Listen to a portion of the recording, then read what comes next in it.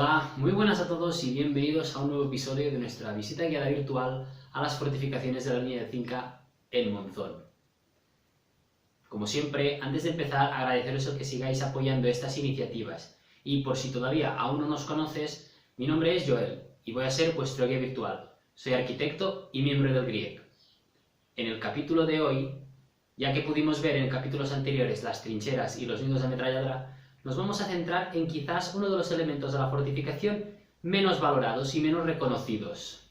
En el capítulo de esta semana vamos a hablar sobre los abrigos para personal y para municiones, o lo que sería lo mismo, vamos a hablar sobre refugios y polvorines. Espero que el tema sea de vuestro agrado, así que vamos allá.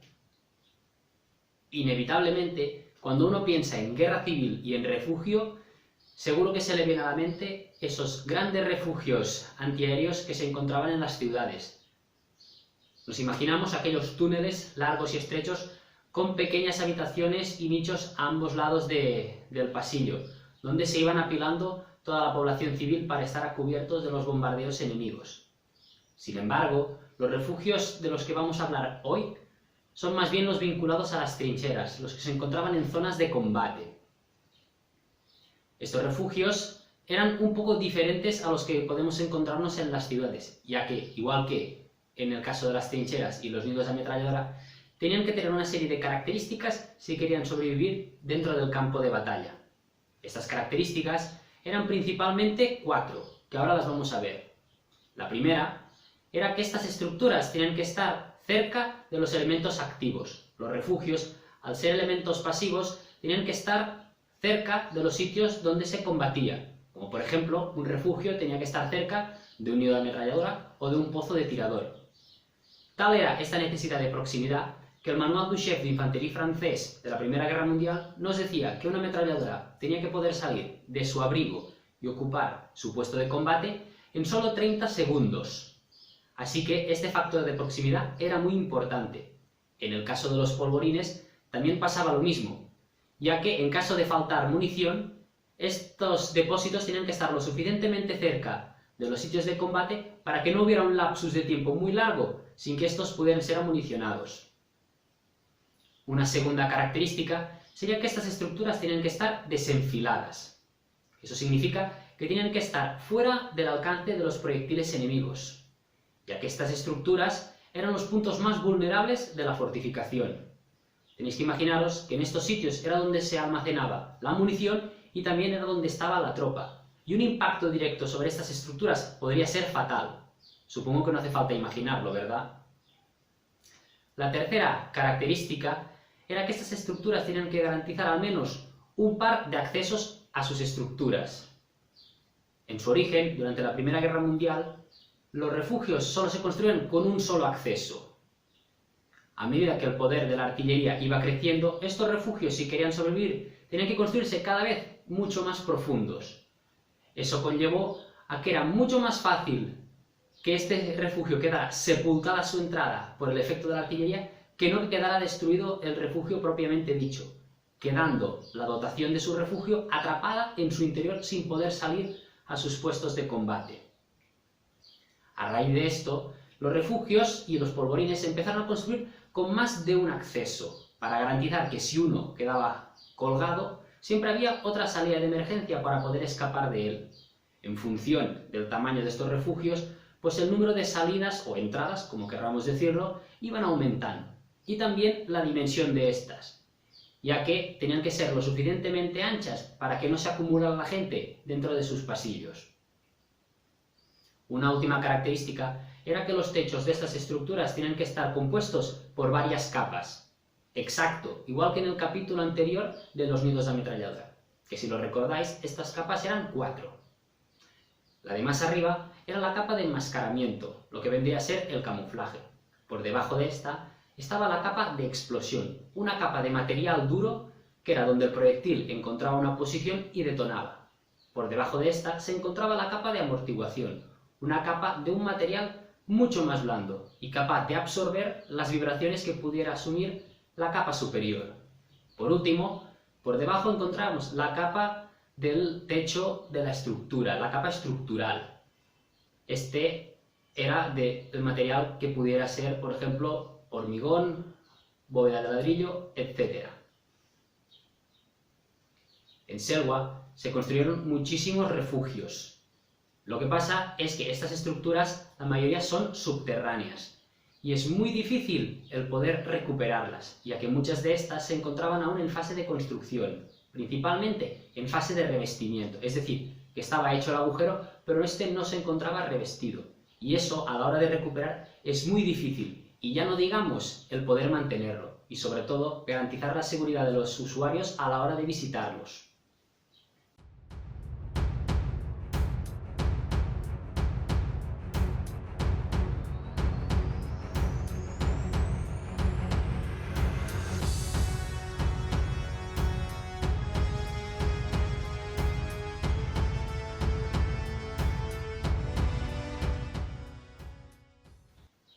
Estos refugios tenemos que pensar que solamente pudimos habilitar 3 en las visitas guiadas.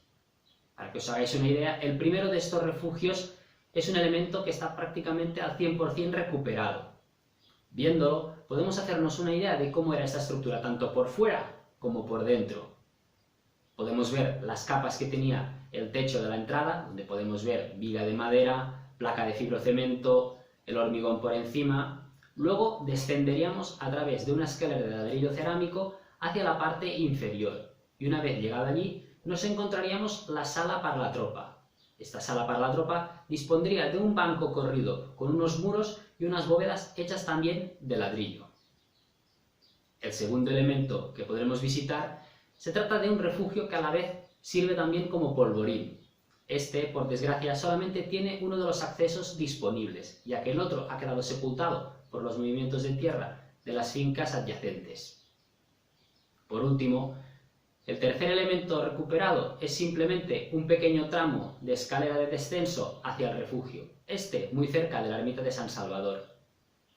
Este elemento es bastante curioso, ya que en sus alrededores podemos encontrar una inscripción con las letras FAI, Federación Anarquista Ibérica. Seguro que os suena, ¿verdad?